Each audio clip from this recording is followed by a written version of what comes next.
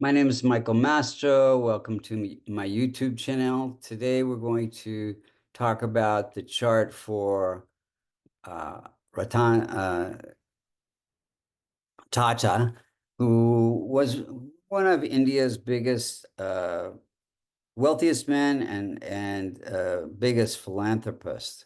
He's the head of many charitable organizations, which he still managed until he passed away. I think he was about 88 years old.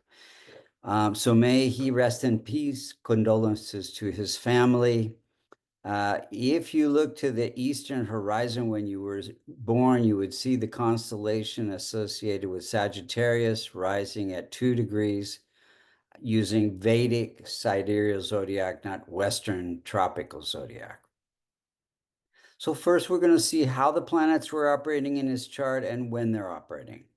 So we have a weak dispositor Sun. So Sun is ruling the ninth house of good fortune through government, and it is placed in his first house. So this connects him to many philanthropical charities, as well as gives him amazing leadership qualities. He took the Tata Corporation from just being pretty much solely an Indian corporation to a global corporation that was involved in all kinds of different things. Now, the ruler of the first house and the chart is Jupiter, and Jupiter is slightly afflicted by Ketu, the ninth aspect of Ketu. So that makes the first house weak, and Sun cannot be any stronger than the ruler of the house that it's in. So it makes it a little bit slightly weak as well. But it does give him good fortune through leadership, and it gives him fairly good health. He had a pretty long life. I'm not sure aware of any health issues that he had, but his mother and father were separated when he was young, and so Sun is the indicator for father. So then we have challenging moon in a Sagittarius chart. The moon, you see the fourth sign of Cancer ruled by moon in the eighth house. Eighth house is a challenging house. So moon gives some vulnerability in childhood when the mother and father were separated.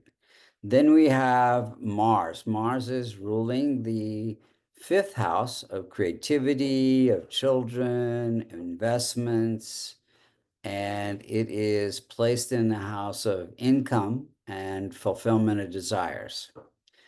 So moon is, because it's challenging, it can cause some issues from time to time, but moon moves very fast, so these issues don't last very long.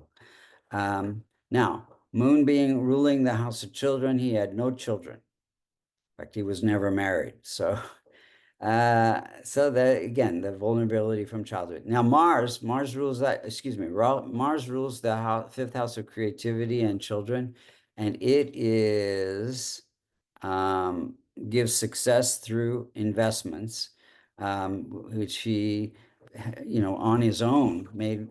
He invested in over 40 startups, and many of them were quite successful. Mars is sitting in the third house of success, entrepreneurial success. Then we have weak dispositor Mercury. Mercury is also in the first house, and because Jupiter's weak, it's afflicted. Mercury can't be any stronger than its landlord or dispositor. So Mercury is ruling the career house, and gives career in management and transportation. So they had Tata cars and many other Tata things under the Tata umbrella. But yeah, gives him really good managerial skills, good keen intellect. And like I said, he brought this company like it, while he was managing it, it increased like 400% or something over a few years, maybe even more. Then a week debilitated by K2, Jupiter, which we already talked about. It is rules the first house, and it becomes the prime indicator for health in this chart. So there could be some liver issues, some hip issues, some gallbladder issues, maybe diabetes, and we're not sure about what his health issues were, weight issues even, but gives his connects his life purpose through educating. He was again the philanthropist for many colleges and schools for children.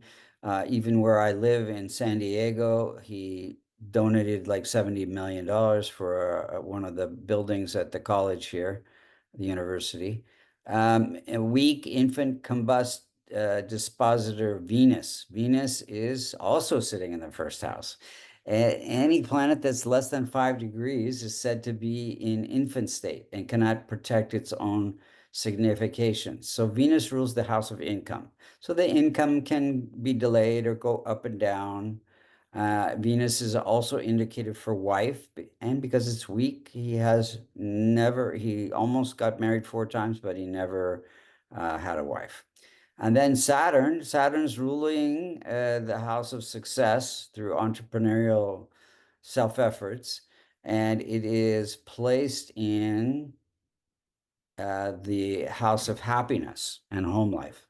So his career became his main thing and philanthropy. And the fourth house has to do with transportation. So, the Tata vehicles, he came up with the zero emission vehicle that was within the reach of middle class in India, so lowered the price. Um, uh, I think it's called Nano or something like that. And also Saturn is indicative for helping other people. So he is, again, one of India's biggest philanthropists. Rahu and Ketu. Rahu gives a desire. And so maybe sitting in the 12th house gave him the desire to have a single life. K2 being in the house of health and conflict, probably give insights into health, good health and longevity, competition. He was quite competitive. Um, and let's see, let's look at the timing of events. So he joined the Tata Corporation in 1961 during a Mercury period, supporting his career, ruling the House of Career. In 91, he became chairman, also during a Mercury period. He got the Padma Bhushan Award in 2000, one of India's highest honors. He also became knighted by Queen Elizabeth. And so that in 2000, that was a Venus period, bringing good luck. And then Padma Vish Bhushan award in 2008 during a Saturn period, bringing big success. He retired in a Rahu period, Rahu sitting in the house of endings in 2012. And then in 2000, in October 9th, 2024, he passed away. Now, if you look at the chart on the left-hand side, the outer circles where the planets were on that day, the inner circles where the planets were when he was born. And you can see that transit moon in the first house is afflicting sun. Sun is good fortune, so it's kind of the end of good fortune. And moon is at 11 degrees. Sun is also natal sun is at 12 degrees, so very close. And then also you see here that transit K2 is afflicting transit Jupiter. So K2 is afflicting, it's afflicting natal Jupiter. So natal Jupiter is in the second house. Now Jupiter rules the chart and it's the indicator for longevity. K2 is endings. So it's afflicting. And so these are the kind of things that can happen when you pass away, the planetary arrangements. But condolences to his family, and may he rest in peace. Quite a great man and very well revered worldwide. Thank you so much for listening. Now, what could be done to strengthen the chart? Well, he's already doing all this charity work that's transforming Ketu, Rahu, and Moon. The rest of the planets could be strengthened with my favorite remedy, kavach, which is a silver locket containing the Devata yantras for his benefics: Mercury, Sun, Venus, Jupiter, Mars, Saturn. And strengthening Jupiter would especially help his health. So if you'd like to get a reading, get a kavach, learn Vedic astrology, go to vastucreations.com. Thank you again so much for listening.